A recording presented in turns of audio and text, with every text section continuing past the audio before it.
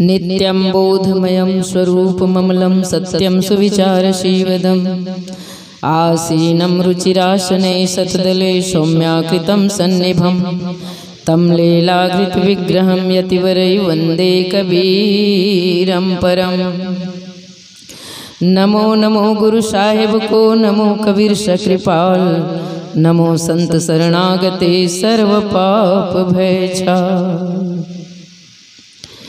ओ मुसाफिर जाग जाए अब तो सवेरा हो गया, तू ढूंढने आया था और किसी को स्वयं ही तू खो गया। मांस की पुतला जो लंबा 3.5 हाथ का, मैं करता है जिसे अंत में ना साथ का। जन्म के पहले न था न अंत तक रह जाएगा, यह देखते ही देखते एक दिन भस्म हो जाएगा। अज्ञान की निद्रा से गीतानंद अब तू जाग जा, इस देह रूपी जेल से जल्दी निकल कर भाग जा। प्रेम से बोलिए सदगुरु कबीर साहिब की, जरा जोर से जयकारा लगाएं। प्रेम से बोलिए बंदी छोड़ सदगुरु कबीर साहिब की। सत्संग कराने वालों की, सत्संग सुनाने वालों की और सत्संग सुनने वालों की साहिब बंदगी, साहिब बंदगी, साहिब। विश्ववंदनीय संत सम्राट सदगुरु कबीर साहिब की पावन चरणों में आज हम सत्संग की तीसरे दिवस का प्रथम सत्र में एक बार इस मंच से फिर वंदन करते हैं। साहिब बंदगी, साहिब बंदगी, साहिब। मंच पर उपस्थित मुद मंगलमय संत समाज, सभी पूजनीय संतजन और सभी आदरणीय साध्वी बहनें और निरचिर विवेकी सभी सत्संगी बंधुओं, भक्तिमती माताएं, आपके अंदर निवास करने वाले रमैया राम को मेरी साहिब बंदगी, साहिब बंदगी, साहिब। सदगुरु कबीर साहब कहते हैं, मानुष तेरा गुण बड़ा, मांस न आवे काज, हाड़ न होते आवरण, त्वचा न बाजन बाज। ऐ मनुष्य तेरा गुण ही बड़ा है। अगर तू मनुष्य जन्म को पाकर गुण को ग्रहण नहीं किया तो कहते हैं न तो तेरा हार का कोई आवरण बनेगा, न तेरे त्वचा के कोई बाजा बनेंगे। इसलिए तेरा गुण बड़ा है, तुझे गुण ग्रहण करना चाहिए। गुण ग्राह्य है व्यक्ति। ज्ञान सबको है लेकिन सद्ज्ञान सबको नहीं है। कर्म सब करते हैं पर सत्कर्म सब लोग नहीं करते। विचार सबके पास है लेकिन सद्विचार सबके पास नहीं है। भावना सबके पास है लेकिन सद्भावना सबके पास नहीं है। सद्भावना होता तो लोग एक दूसरे का हत्या करते, लूटते, तकलीफ देते ना। तो मेरे सदगुरु का जो पंथ है, रास्ता है, उसमें सब में सद जुड़ जाता है। मनुष्य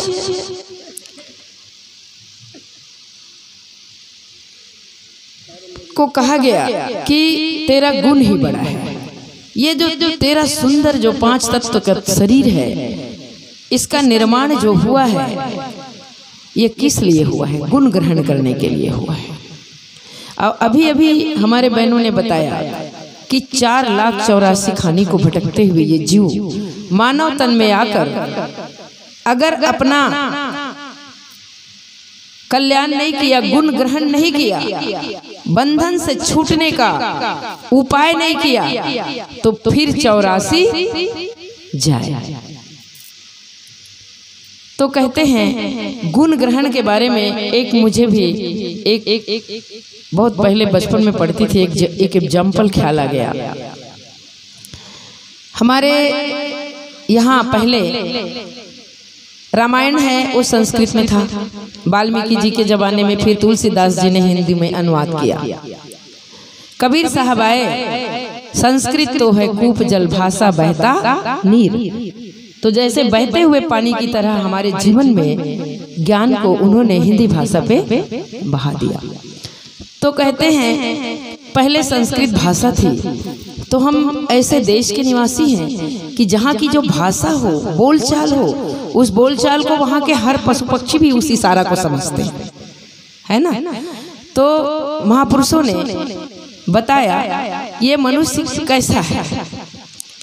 तो एक बार जहाँ न पहुँचे गाड़ी वहाँ पहुँचे मारवाड़ी। ये लोग बिजनेस करने कहीं भी पहुँच जाते हैं। तो बहुत जंगल था, तो जंगल के रास्ते को पार करने के लिए, दुकान खोलने के लिए एक सेठ दूसरे गांव को जा रहा था।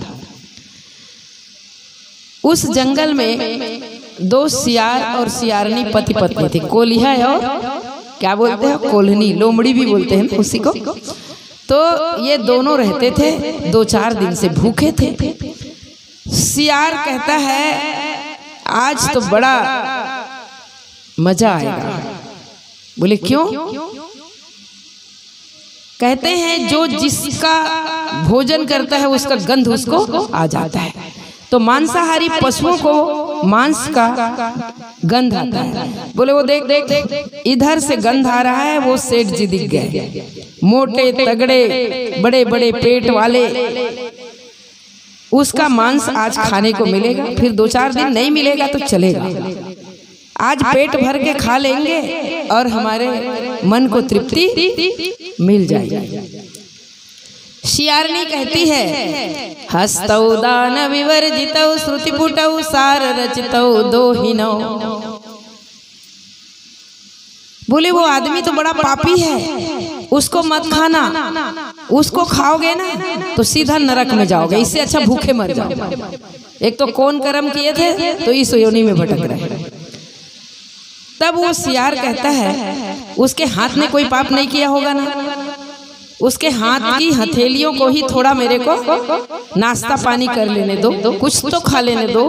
तो सियारनी कहती है उसका हाथ तो बिल्कुल बेकार है। बोले कैसे? उसने कभी इन हाथों से दान पुण्य सेवा किसी का किया नहीं है, तो ये कर लेता तो पाप काहे का होता उसको? अच्छा।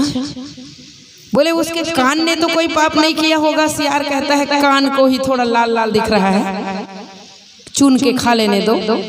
सियारनी कहते श्रुति पुटौ सार रचतौ दोहिनौ। अरे उसके कान तो सबसे बड़ा पापी है।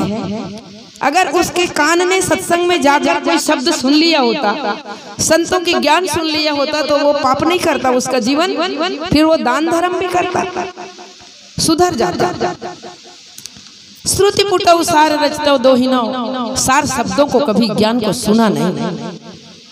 बोले वो कमल जैसे बड़े बड़े आंख दिख रहा है, उसी के थोड़ा नोच के खा लेने दो सियारनी। तो सियारनी कहते नेत्रे साधु विलोक नहीं न रहितो। बोले उसके आंख ने तो कभी संतों का दर्शन किया ही नहीं। अगर कर लेता तो वो आंख भी पापी, फिर सारा पाप खत्म हो जाता। मुख देखत पातक हरै पर सत्कर्म बिलाही, वचन सुनत मन मोहतम पूरा भाग्य मिला। संतों के दर्शन मात्र से पाप दूर होता है, उनके वचन को सुनने से मन के मोह का अंधकार दूर हो जाता है। तो बोले नेत्रे साधु विलोक नहीं रही। तो बोले पैर को थोड़ा, उसमें तो मांस ज्यादा नहीं होता, फिर भी थोड़ा तो मिलेगा, खून वून चूस लूंगा। तो सियारनी कहते हैं ए सियार उसके पैर को भूल के मत खाना, वो बड़ा पापी है। बोले पैर क्या पाप किया है? अगर वही तो चल कर कहीं सत्संग में गया होता, संत गुरुजनों के पास गया होता, तो ये पापी ही नहीं होता। इसीलिए उसके पैर का भी मांस तुम खाना मत मत मत मत। तब सियार कहता है उसके पेट ने तो कोई पाप नहीं किया होगा, वो बड़ा सा पेट दिख रहा है ना, उसी में से खा लेने दो। तो सियारनी कहती है रे रे जम्बुक मुंच मुंच सासा।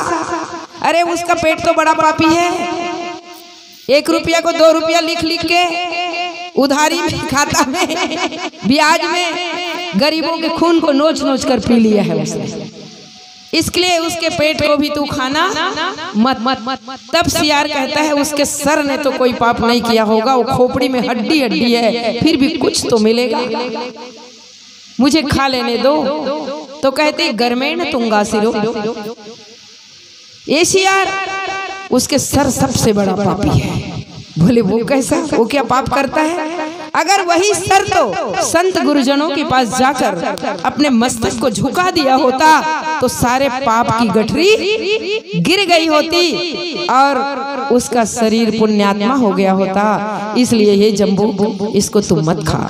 इसी को संत सुंदरदास जी ने कहा, हाथिन की दांत की खुलौना बने भांति भांति, बाघन के खाल को यति सती जन ओढ़त है, हरिन के खाल ऋषि मुनि मन भाई है, अब बकरी के खाल में ठंडे पानी भर। एक बार ट्रक वाला ना बकरी के खाल लेकर के, मैं नहीं जानती, वो गर्मी के दिन में बोले इसमें क्या है भैया? तो बोलते हैं बकरी का खाल है माता जी, आपको पता नहीं इसमें पानी ना एकदम बर्फ जैसे ठंडा रहता है, लेकिन मानुष तेरा खाल एक साहेब के भजन बिना कछु काम नहीं। और भजन किसको कहते हैं? गीत गाना नहीं है करके उसको भजन नहीं कहा, भजन भेद कछु न्यारा। मेरे सदगुरु कहते हैं भजन क्या चीज है? मन की तरंग मार लो बस हो गया भजन, आदत बुरी सुधार लो बस हो गया भजन। आप लोग भी थोड़ा गाइए। मन की तरंग मार लो बस हो गया भजन, भजन आदत बुरी सुधार लो बस हो गया भजन, आदत बुरी सुधार लो बस हो गया भजन, आदत बुरी सुधार लो। क्या बुरी आदत है? मीठा बोलना। अभी हमारे साहब ने बताया क्या बुरी आदत है? सत्कर्म करना, दान करना, सत्संग करना बुरी आदत है? नहीं। झूठ बोलना, किसी जीव को तकलीफ देना, किसी को धोखा देना, किसी की उन्नति को देखकर जलना, उसके रास्ते में कांटे बोना, उसके ऊपर विपत्ति खड़ा करने के लिए षड्यंत्र रचना, ये सब खराब बात है। और कबीर साहब तो बड़े बुटपुटांग हैं। हम कबीर पंथियों को हरदम उल्टी बात समझाते हैं। लोग कहते हैं अरे तेरे को कुछ कहता तू उसका बदला लो, और कबीर साहब क्या कहते हैं? कोई तुम्हें बुरा कहे सुनकर करो क्षमा, कोई तुम्हें बुरा कहे सुनकर करो क्षमा, वाणी कसर संभार लो बस हो गया भजन, भजन वाणी कसर संभार लो बस हो गया भजन। अरे अपने वाणी में, अपने जुबान में कभी गंदा शब्द मत बोलो। आपको पता है जब हम गुरुमुखी होते हैं तो हमारे गले ही में कंठी बांधने की परंपरा क्यों चलाए लोगों ने? इसलिए कि जिस दिन से हम गुरु करते हैं गले में कंठी हमारी बनती है कंठ के पास, उस दिन के बाद ऐसा वस्तु कभी अंदर नहीं डालना है जो खराब हो, अशुद्ध हो। मांस, मदिरा, बीड़ी, तंबाकू, भांग, चरस, गांजा और ऐसा शब्द कभी इस कंठ के ऊपर नहीं निकालना है जो किसी को तकलीफ देने वाला हो। इसलिए हम गुरुमुखी हैं, उनके लिए ये है। कहते हैं नेकी सभी के साथ में बन जाए तो करो, नेकी सभी के साथ में बन जाए तो करो, मत सिर बदी का भार लो, मत सिर बदी का भार लो बस हो गया भजन, भजन बस सिर बदी का भार लो बस हो गया भजन, बस हो गया भजन। बोले तुम्हारे से अच्छा बनता है तो किसी के साथ भी कर लो, अब बुरा किसी के साथ मत करो। कानून तो कहता है हमारे देश का दूसरे के साथ की जरूरत नहीं है, अपने साथ भी बुरा मत करो। देखो एक व्यक्ति जहर खा लेता है, फांसी लगाने लगता है और कहीं पता चल जाए पुलिस स्टेशन में तो उसको पकड़ के ले जाता है। 6 महीना का सजा विज्ञप्ति होती, क्यों होती है? वो कह सकता है ना मेरा शरीर है, मैं कुछ भी करूं, तू नहीं बनाया क्या? जिसे तू नहीं बनाया उसे तुम बिगाड़ नहीं सकते। दूसरे को तकलीफ देने के लिए तो सजा है ही, खुद को भी तकलीफ देने के लिए सजा का नियम है। क्योंकि अच्छा तुम सबके साथ करने के लिए तुम्हें इजाजत है, लेकिन बुरा करने के लिए अपने साथ भी इजाजत, अपने बीवी बच्चे तो दूर की बात है, अपने दूसरे लोग तो दूर की बात है, खुद के साथ भी तुम अन्याय नहीं कर सकते। तो नेकी सभी के साथ में बन जाए तो करो, मत सिर बदी का भार लो, बस हो गया भजन भजन भजन। मन की तरंग मार लो, बस हो गया भजन। आदत बुरी सुधार लो, बस हो गया भजन। ये है भजन मेरे सदगुरु कबीर साहब के दृष्टि से। नहीं तो गाने वाले भजन बहुत हैं लोग, रागों पर गाने वाले। तो साहिब कहते हैं, आए हो तुम कहाँ से, अब जा रहे किधर। आए हो तुम कहाँ से, अब जा रहे किधर। इतना तो बस विचार लो, बस हो गया भजन। मन की तरंग मार लो, बस हो गया भजन। तुम कहाँ से आए हो और तुम्हें कहाँ, अमर लोक से हम चले आए, फिर अमरापुर जाना है। कहें कबीर सुनो भाई साधु ऐसी लगन, हम अमर तत्व हैं, हमें अमरत्व की प्राप्ति करनी है। अब वो कहते हैं, मत मत के वाणियों को संतों के संग में, मत मत के वाणियों को संतों के संग में। सार सार को निकाल लो, बस हो गया भजन। मन की तरंग मार लो, बस हो गया भजन। पूरी सुधार लो, बस हो गया भजन। कहना तो साफ साफ है, सिद्धांत साफ साफ है सतगुरु कबीर का। कहना तो साफ साफ है सतगुरु कबीर का। निज आत्मा निहार लो, बस हो गया भजन। निज आत्मा निहार लो, बस हो गया भजन। क्या है भजन? बोले अपने स्वरूप को पहचान लो। दुनिया को तो खूब जाना, खूब पहचाना, लेकिन अपने को अभी तक पहचाना नहीं है। ये बात हमारे कबीर साहब ने नहीं कही, रामायण की मैं एक दो बताती हूँ। सोहमास्मीति वृत्ति अखंडा, दीप शिखा सम परम प्रचंडा। सोहम संस्कृत में कहते हैं सो यानी वाह, हम यानी मैं कौन हूँ, मेरा स्वरूप क्या है, मेरा आकार प्रकार, मैं कैसा हूँ। नहीं तो कबीर साहब ने कह दिया, जिंदगी भर राम रटते रहे, राम ही राम सब जगत रटत है। कहो जी राम का रूप कैसा, कौन सा कोठरी कौन सा दरबार है, कौन सा महल में राम रहता। कहो जी राम का कौन सा रूप है, रंग है श्वेत पीत की रक्त काला। कहो जी राम का कौन सा स्थूल है, तरुण देखा कि वृद्ध वाला। कबीर साहब तो दूर की बात, उनका चेला कमाल कहता है, कहे कमाल कबीर की चेल का घट के भीतर राम देखा। बोले वो राम कैसा है, तो बोले जाकर नाम अकहुअर भाई, ताकि कौन रमैनी गाई। उसकी रमैनी आप गा नहीं सकते, सिर्फ अनुभव कर सकते हैं, महसूस कर सकते हैं।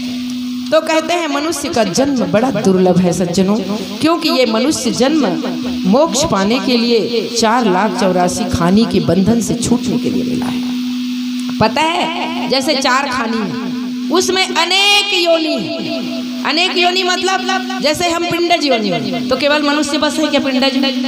गाय गौ मन के भी तो पूरा सीधा बच्चा शरीर सहित आता है कि नहीं? कई ठो ऐसे जीव जंतु हैं जो पिंडज में आते हैं, कई उष्मज में, एक दो नहीं, कई अंडज में भी है और पिंडज में, अनेक योनि में, अस्थावर।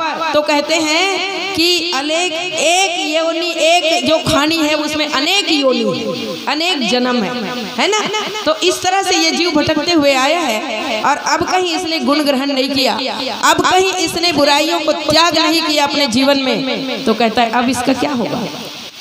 मैं इसको कभी कभी कहती हूँ, रामायण में लिखा है और लोग कहते हैं कि अरे जवानी में क्या करोगे, भजन और सत्संग करके मौज मस्ती कर लो, ऐश कर लो, जब बुढ़ापा आएगी, जब कान सुनाएगा नहीं, पैर चलेगा नहीं, जब जीभ लड़खड़ाएगी तो भजन करना। तो मैंने उनके लिए बनाया है, गर गुरु का भजन किया ना, सत्संग किया न 2 घड़ियां भरी जवानी में, तो डूब के मर जाओ तुम चुल्लू भर पानी में, तो डूब के मर जाओ तुम चुल्लू।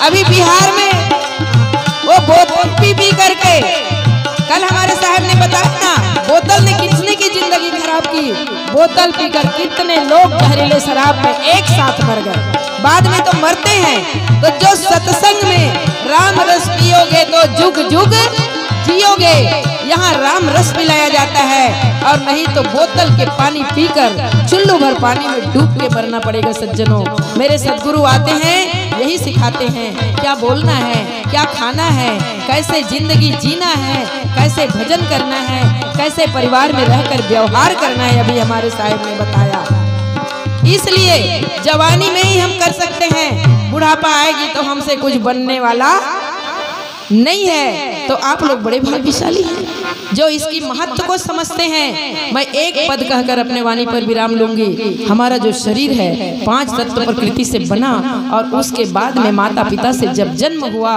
और जिन जिन बुद्धिमान लोगों ने अपने बच्चे को गुरु के शरण में डाला, जैसे यही अभी मुझे पता चला कि उपकार साहेब का पूरा परिवार बहुत पहले से कबीरपंथी है और गुरुमुखी है। अभी उनके चाचा जी का आप भजन सुन रहे थे ना, लगता है जिस घर में पूरे लोग बैठ करके भजन कीर्तन करते हो, तबला पेटी बजाते हो, साहिब का गुण गाते हो, वो तो वृंदावन से भी बढ़कर उसका घर क्या हो गया, वृंदावन हो गया, जहाँ भजन होता है।